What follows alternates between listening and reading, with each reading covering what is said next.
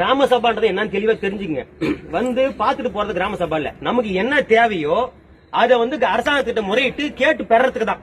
இப்போ உங்களுக்கு இந்த இடத்துல எனக்கு இது வேணும்னு நீங்க முடிவு பண்ணி தீர்மானம் எழுதி அனுப்புனா நீதிமன்றத்தால கூட வந்து அந்த தீர்மானத்தை கேன்சல் பண்ண முடியாது. உரிமை கிடையாது. நீதிமன்றத்துக்கே உரிமை கிடையாது.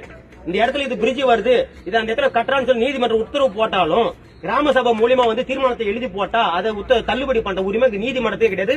அவ்வளவு வலிமை வந்து இந்த கிராம சபைக்கு இருக்குது. கிராம சபா ஏதோ பொட்டாம்போது வந்து போறது கிடையவே கிடையாது. இது கிராம சபான்றது தங்களுக்கான ஆட்சியை தாங்களே நிர்வகிக்கிறதுக்காக தான் இந்த கிராம சபை கொண்டு வருது. இதுக்கு மேல வரவங்க எது வேணாலும் நீங்க கேள்வி கேட்கலாம். கேள்வி கேட்கறது தான் கிராம சபா. நீங்க வந்து நம்ம கேள்வி கேட்கறதுக்கு பதில் சொல்றது தான் அதிகாரத்தில் இருக்கிறவங்க எல்லாருமே. ஏன்னா நம்ம போட்ட ஓட்டால தான் அவங்க அதிகாரத்தில் உட்காடுறாங்க. நம்மளுடைய சேவகர்கள் தான் அவங்க. நமக்கு தான் அவங்க வேலை செய்யறாங்க.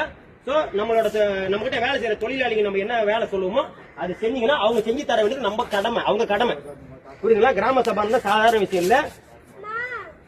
நீதிமன்றமே ஒரு விஷயத்தை கேன்சல் பண்ணலாம், அதை கிராம சபா மூலியம் நிறைவேற்ற முடியும். அவ்வளவு பவரான விஷயம் நீதிமன்றம் கிராம சபா வந்து. அதனால நீங்க கிராம சபா சாதாரண நினைக்கிறேன். எல்லாரும் சொல்லி எல்லாருமே வரவங்க ஒன்றுபட்டல் தான் உண்டு வாழ். நம்ம ஊராட்சிக்கு என்ன தேவை நம்ம கேட்டு வாங்கலாம். அரசாங்கம் தரதை ஏற்கிறதுக்கு கிராம சபா கிடையாது. அரசாங்கம் ஒரு விஷயத்தை நம்மளால திணிச்சாலும் அது நமக்கு வேணாம், எங்களுக்கு இது வேணாம் கிராம சபா தீர்மானம் எழுதி போட்டா அரசாங்கம் வந்து தீர்மானத்தை கேன்சல் பண்ணி தான் ஆகணும். அவ்வளவு வலிமை மிக்கது கிராம சபா.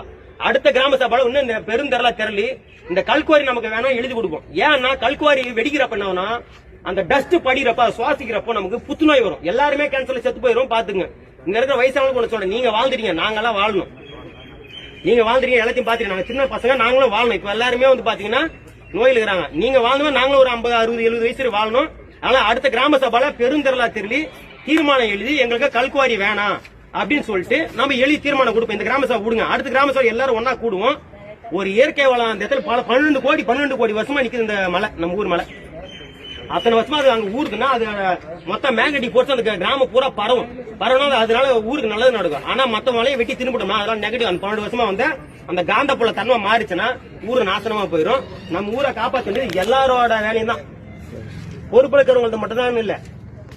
புரியுங்களா? அதான் அடுத்த கிராம சபாக்கு எல்லாரும் குடும்பமா கூட்டணுவாங்க. கேள்வி கேட்டாதான் மாறும்.